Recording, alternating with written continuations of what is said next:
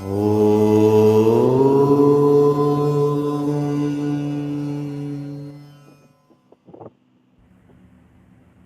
दोस्त, मैं स्वागत करता सभी भाई बहनों का। आज मैं फिर से हाजिर हूँ एक नई जानकारी के साथ। नए साधकों का पहला अनुभव क्या होता है, उनको क्या दिखता है, तो मेरा आई थी उसी टॉपिक के ऊपर मैं वीडियो बनाने जा रहा हूँ। तो नए साधकों के बारे में मैं आज बताने जा रहा हूँ। अभी मैं बताता हूँ आपको कि कुछ साधक ऐसे हैं जिनकी दीक्षा होती है किसी गुरु से, किसी भी पंथ से वो दीक्षित हो जाते हैं।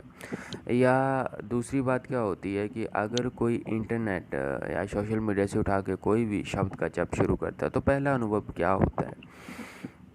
देखो 99% इसके बारे में अगर आपको बताऊं तो एक ही चीज़ होती है, जो देने वाला होता है स्वप्न में जो देने वाला, जो आपको देने वाला होता है स्वप्न में, आपको वही बंदा आके जब उसकी आवाज़ ही पड़ती है आपको, और वही आपको जो भी मार्गदर्शन है वो आगे करवाता है, क्योंकि गुरु उसी के रूप में आपके पास जाते हैं। तो चाहे फिर वो इंटरनेट पे देने वाला हो, और जिन्होंने गुरु दीक्षा ली है तो बाकी तो जितने अनुभव आते हैं आपको बताऊं, कई प्रकार की चीज़ें दिखाई देती हैं, लेकिन वो सारा बोलते हैं कि उल्टी पुल्टी चीज़ें जब दिखाई देती हैं वो सारा माया जाल होता है।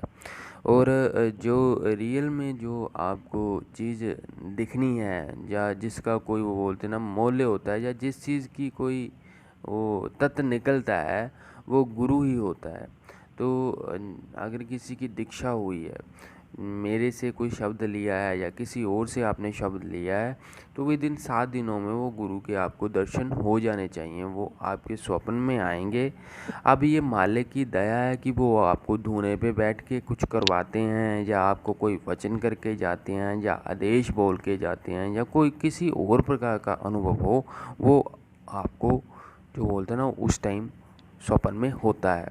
और कई बंदों के साथ क्या होता है कि जिनके ऊपर रहम जल्दी होनी होती है, उनके ऊपर बोलते हैं ना मालिक की दया इतनी होती है कि उनको डायरेक्ट आवाज़ ही पड़ जाती है। ये चीज़ तो सोते हुए दिखाई देती है, एक चीज़ जगते हुए दिखाई देती है। जब आप साधना काल में बैठे हो तो उनको ऐसा महसूस होता है कि हमारे पास कोई खड़ा है, या फिर उनको ये महसूस हो सकता है कि मुझे कोई टच कर रहा है, या फिर उनको ये महसूस हो सकता है आवाज़ में उनको कोई ऐसा आदेश, संदेश या सट्टे का नंबर या कुछ भी मिल सकता है जो 24 घंटों में वो बोलते हैं ना कि बात होने वाली हो, यानी कि आपको जो फ्यूचर में होने वाला हो आपको उसका पहले ही आभास हो जाता है।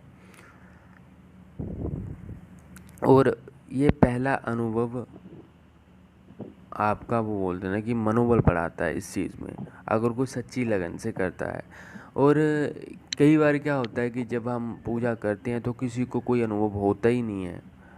अब उसका कारण क्या होता है कि श्रद्धा भाव में कमी है। इंसान जो पूजा में बैठा हुआ, साधना में बैठा हुआ, उसका सारा ध्यान ही अनुभव की तरफ है कि मेरे को अनुभव क्यों नहीं आ रहा है, इसीलिए आपको अनुभव नहीं होता है। सो आशा करता हूँ अगर मेरे द्वारा दी गई जानकारी आप लोगों को स्पष्ट और अच्छी लगी हो।